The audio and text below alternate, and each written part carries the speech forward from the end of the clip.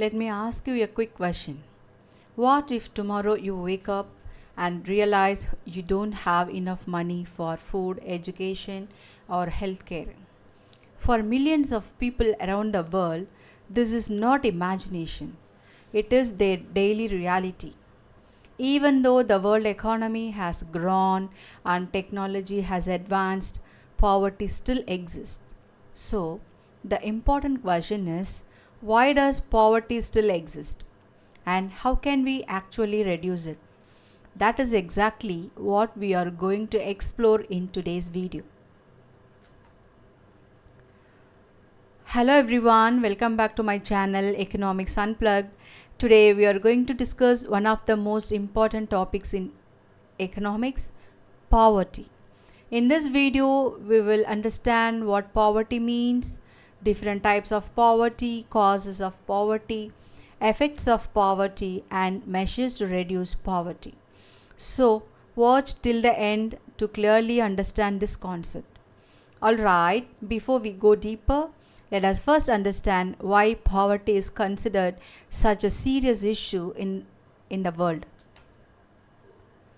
Poverty is one of the most serious socio-economic problems in the world. Millions of people still struggle to meet their basic needs.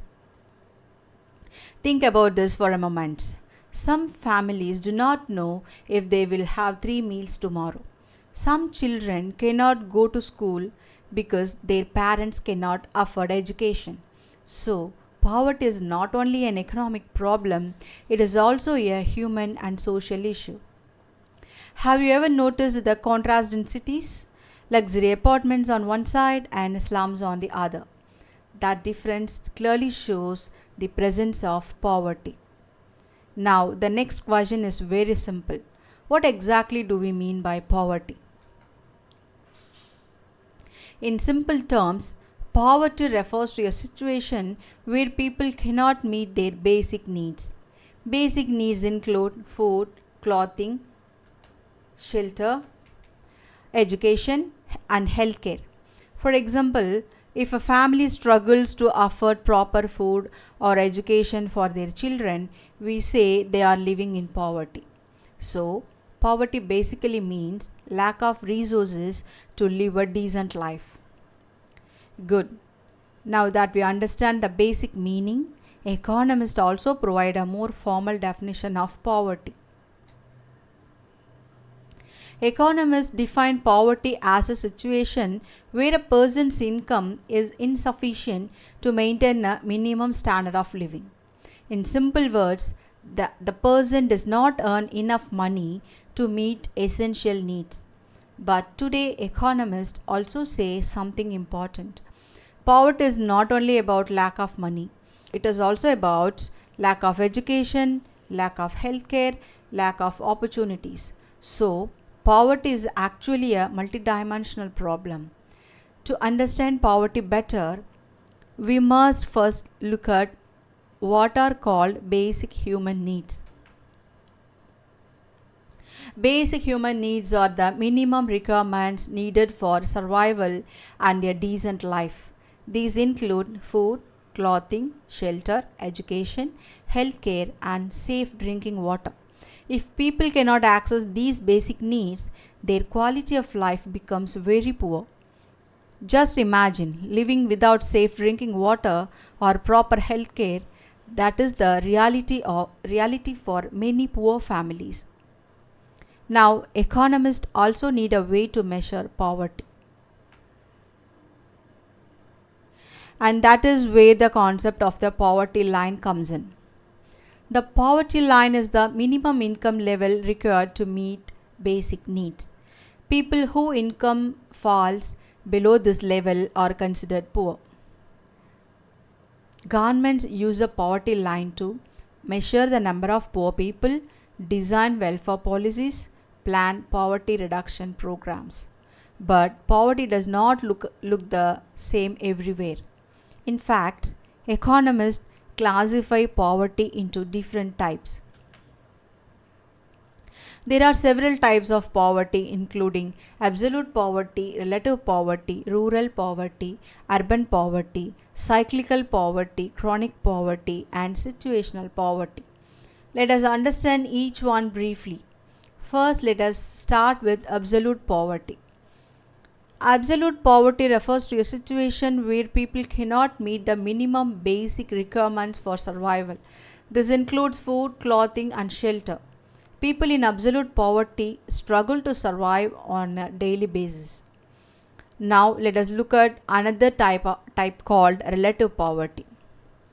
Relative poverty is poverty in comparison with others in society.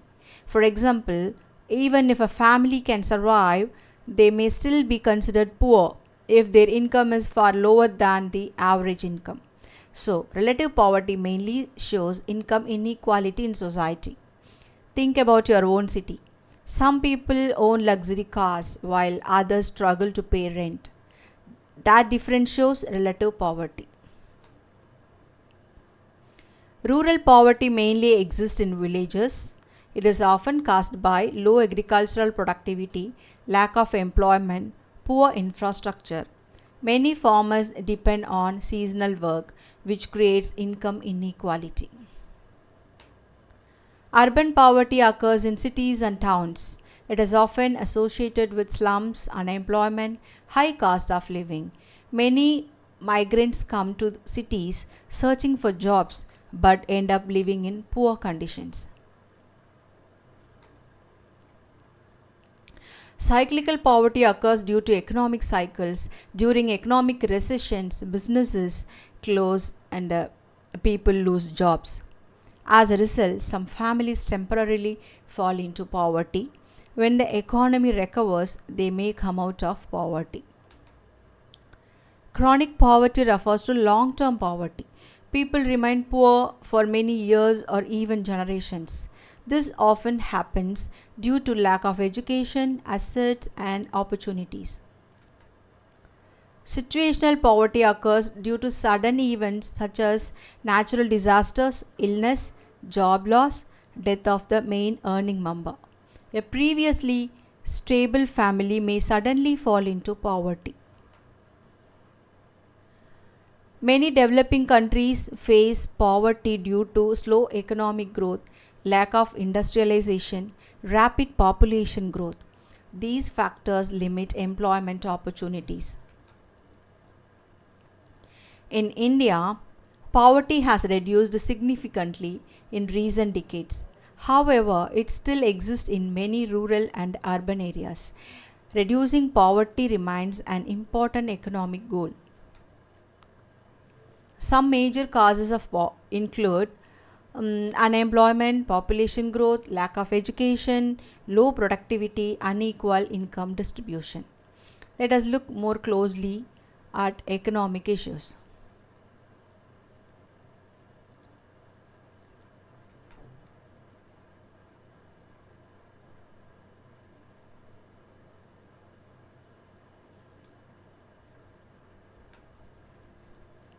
Now let us look at some economic reasons behind poverty. Economic factors play a major role in keeping people poor. One important factor is slow economic development. When an economy grows slowly, industries expand slowly and job opportunities remain limited. Another factor is low capital formation. This means there is not enough investment in factories, businesses, and infrastructure. Without investment, new jobs are not created. Finally, lack of industrial growth can also lead to poverty. If industries do not develop properly, people have fewer employment opportunities. So, in simple terms, when an economy fails to grow strongly, poverty becomes more widespread. Think about this for a moment. If there are very few industries in a region, where will people find jobs? Now, apart from economic reasons, poverty is also influenced by social factors. Let us now talk about the social causes of poverty. Sometimes poverty continues not only because of economic problems but also because of social conditions. One major factor is illiteracy. When people are not educated, they cannot develop skills needed for better jobs. Another factor is social inequality. In some societies, certain groups may have fewer opportunities due to discrimination or social barriers. There is also lack of awareness. People may not know about government schemes, education opportunities, or employment programs. Traditional practices and social customs can also restrict economic progress. So, poverty is not only an economic issue, it is also deeply connected with social conditions.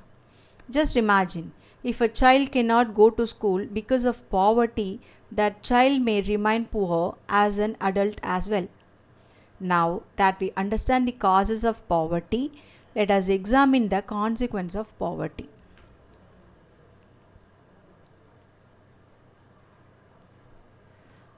Poverty creates many serious problems in society. One major effect is malnutrition.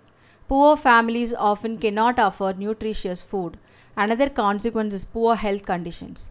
Without proper income, people cannot access quality healthcare. Poverty also leads to low education levels because many children from poor families drop out of school. Housing conditions also become poor. Many families live in overcrowded or unsafe housing.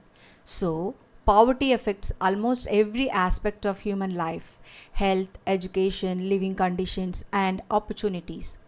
Have you ever noticed how poverty affects not just income but the entire quality of life? To understand this better, let us look specifically at the relationship between poverty and health. There is a very strong connection between poverty and health.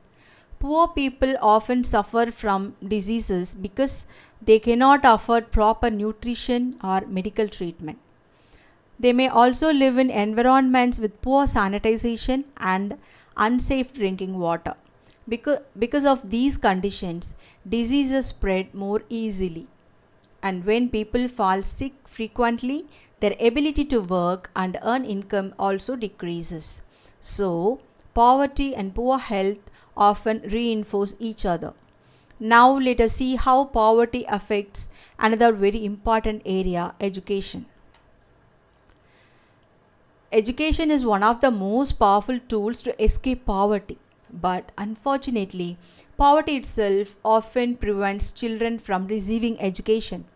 Many children from poor families drop out of school because their parents cannot afford school expenses. Sometimes children are forced to work to support their families. Without education, these children have limited job opportunities in the future.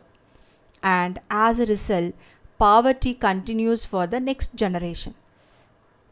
This is why many economists say education is the key to breaking the poverty cycle. Now let us see how poverty affects the overall development of a country. When a large portion of the population is poor, the entire economy is affected. Poor people usually have low purchasing power, which means they cannot buy many goods and services. As a result, demand in the economy remains low.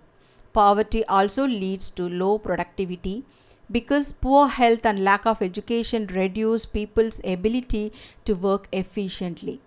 All these factors slow down economic growth and national development. That's why reducing poverty is one of the most important goals of economic policy. But there is another important concept economists talk about: the poverty cycle. Let me explain this with a small story. Imagine a boy named Ravi. Ravi's parents earn very little income. Because their income is low, they cannot afford good education for Ravi. Without education, Ravi gets only low paying jobs. When Ravi grows up, he also earns a low income and cannot provide better education for his children. So, the same problem repeats again: low income, low education, low productivity, low income again. Economists call this vicious cycle of poverty. Breaking this cycle requires education, job opportunities, and government support. So, the big question now is, How can we reduce poverty? There are several ways to reduce poverty. One important measure is economic growth. When the economy grows, more jobs are created. Another important step is employment generation. Governments can create job opportunities through development projects. Education also plays a very important role. Skill development and vocational training help people find better employment. Finally, improving infrastructure and supporting small businesses can also reduce poverty. These measures help people increase their income and improve their standard of living. Now, let us see how governments try to reduce poverty. The government plays a very important role in poverty reduction. Governments introduce welfare programs and social security schemes to support poor families.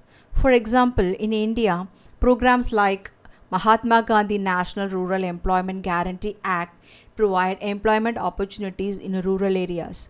Similarly, the National Food Security Act ensures access to subsidized food for poor households. Such programs help improve the living conditions of poor people. Government policies alone cannot eliminate poverty, but they can definitely provide strong support. Among all poverty reduction measures, education remains one of the most powerful solutions.